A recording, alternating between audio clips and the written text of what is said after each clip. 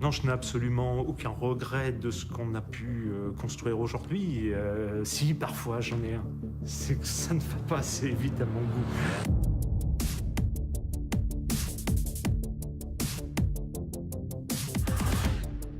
Il vit 100 à l'heure, même à 200. Il vit même à 200 à l'heure, effectivement. Il faut pouvoir, en effet, le suivre, oui.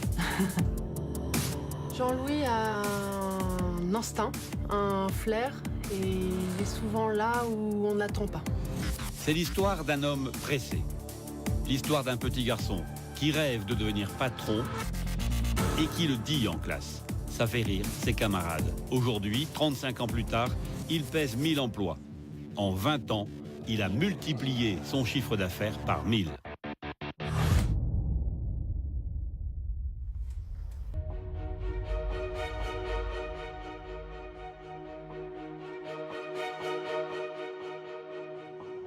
C'est un produit banal puisque ce ne sont que des planches et des pointes, mais c'est un produit indispensable pour l'activité, la logistique, l'économie.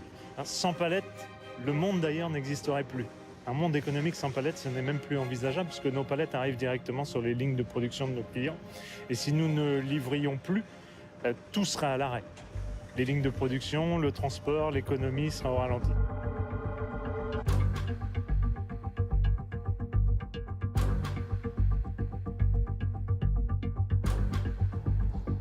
Quand on a une soif d'entreprendre et que mon moteur à moi, c'est d'entreprendre tout le temps, la seule chose qui me manque, c'est du temps. Plus je gagne de temps, plus je peux entreprendre. En fait, c'est ça la course. Je considère être comme un sportif. C'est-à-dire que je suis entraîné de très longue date pour ça. Donc mon sport, c'est mon travail.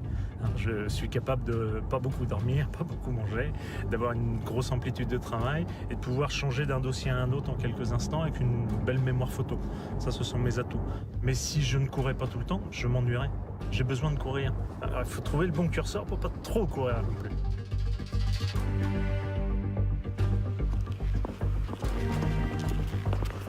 Vous allez bien ? Bonjour.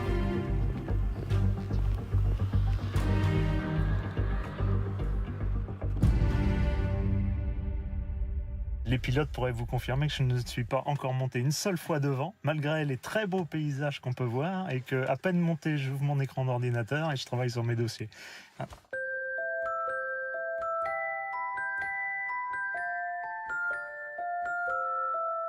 Jean-Louis est né à Royan en 1966. Une éducation rigoureuse et attentionnée à la fois. Mes parents étaient en fait aux antipodes. J'avais plutôt une mère très protectrice de ses enfants, sachant que nous étions 6 dans la famille, 3 très grands, 3 plus petits. Moi, je suis le 5e de la famille. Et d'un autre côté, j'avais plutôt un père particulièrement sévère. Ce qui a forgé certainement d'ailleurs mon caractère, puisque je lui résistais très souvent. Et je me souviens d'ailleurs de me cacher parfois sous mon lit pour éviter qu'il m'attrape. Sinon, ça pouvait me valoir quelques sévères corrections, dirons-nous.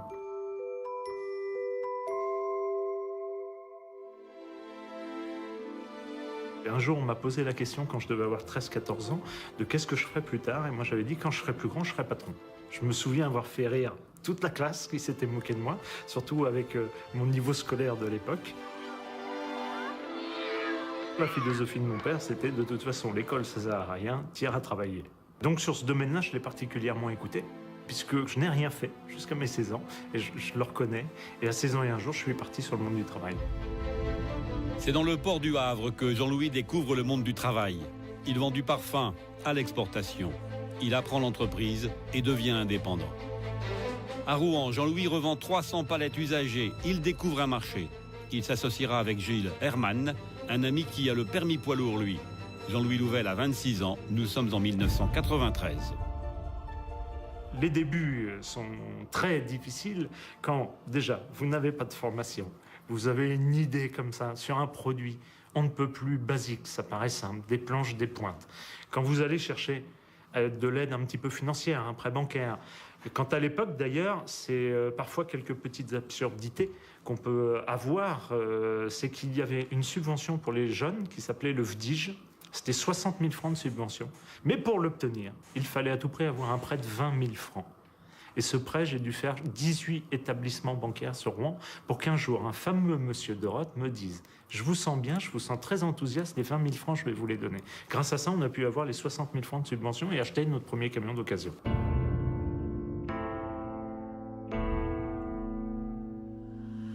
À partir d'un produit basique, Jean-Louis Louvel veut pourtant innover.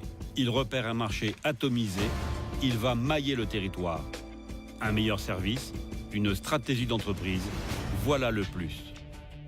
J'ai un produit, palette bois, et en fait, il y a deux mondes diamétralement opposés qui sont la palette reconditionnée, là où je suis né, et puis la fabrication de palettes, un monde industriel. Le reconditionnement, c'est du savoir-faire.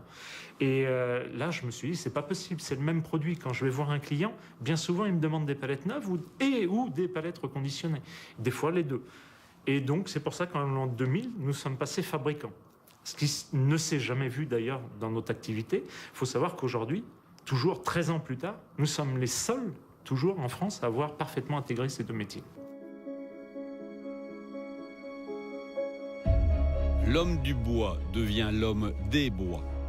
Suite aux tempêtes, des arbres arrachés deviennent matière première pour les palettes.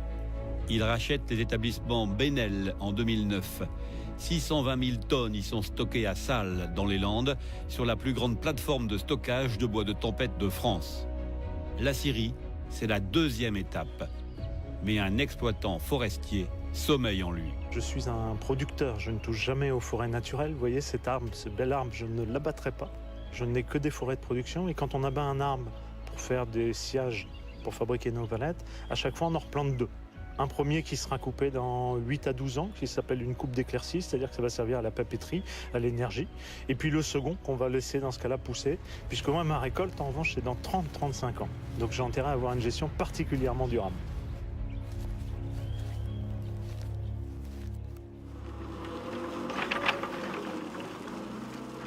Quand le rendez-vous, chef? Ce serait 7 janvier.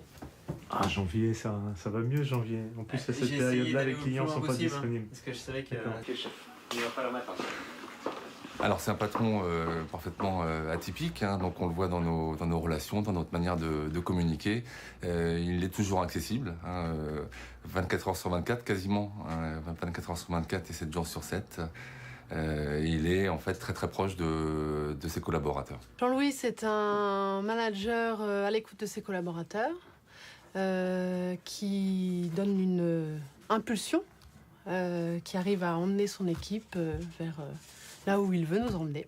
PGS n'aurait jamais pu réussir et se développer si je n'avais pas une équipe formidable. Alors pour avoir une équipe formidable, c'est qu'ils attendent à avoir un capitaine à la barre, évidemment du navire, même dans des périodes un petit peu tourmentées comme on a connu depuis 2009. Tous mes collaborateurs, donc j'y suis attaché. J'ai donc très peu de turnover. Je ne leur impose aucun rythme de travail. C'est eux qui choisissent en fonction de leur choix de vie. Ce qui veut donc dire que par exemple, vous ne trouverez chez moi personne qui vous dira que j'ai eu une mutation, je leur ai imposé une mutation, que j'ai imposé des heures supplémentaires, je ne cherche que du volontariat. Vous voyez, à la taille de 1000 collaborateurs, je n'ai toujours pas de syndicat, j'ai rien contre puisque la loi le permet, mais pour moi ça veut donc dire qu'aujourd'hui encore, je suis très attentif et surtout à leur écoute.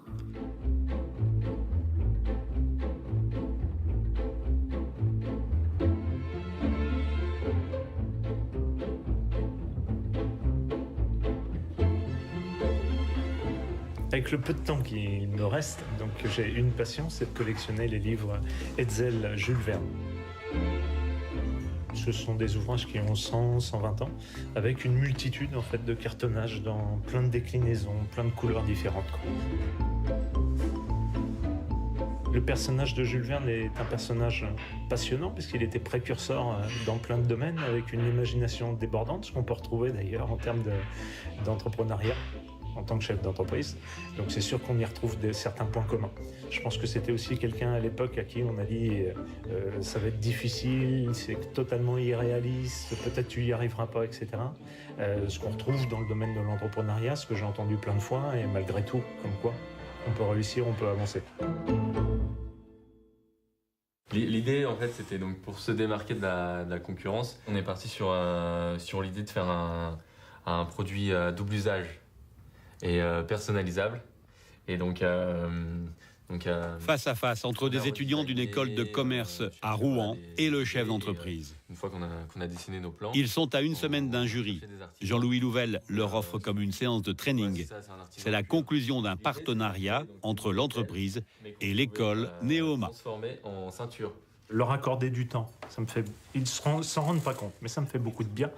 Je leur prends un peu d'énergie d'ailleurs, parce que dès que vous côtoyez des jeunes, je peux leur prendre de l'énergie, donc c'est très bien après pour moi, ça, c'est très utile. Je fais ce que j'aurais bien aimé qu'on me fasse à l'époque. Si j'avais eu un petit coup de pouce de quelqu'un, un peu comme je suis en train de le faire aujourd'hui, c'est sûr qu'à mon avis d'ailleurs, notre entreprise, on l'aurait fait évoluer beaucoup plus rapidement. Encore. L'obsession de Jean-Louis Louvel, la croissance et le développement à l'international. Malgré la crise, il multiplie par 2 son chiffre d'affaires tous les 4 ans, 170 millions d'euros en 2013. Objectif, 1 milliard dans 10 ans. On me parle souvent de chiffre d'affaires. Pour moi, ça ne veut rien dire, parce que le chiffre d'affaires, ce n'est pas le bon reflet de la taille d'une entreprise. Ma plus grande fierté, j'en ai qu'une, que je revendique pouvoir exprimer, c'est d'avoir démarré à 3, la première année, 7 la deuxième, et aujourd'hui, pour nos 20 ans, j'avais dit qu'on aurait 1000 collaborateurs, et on aura 1000 collaborateurs.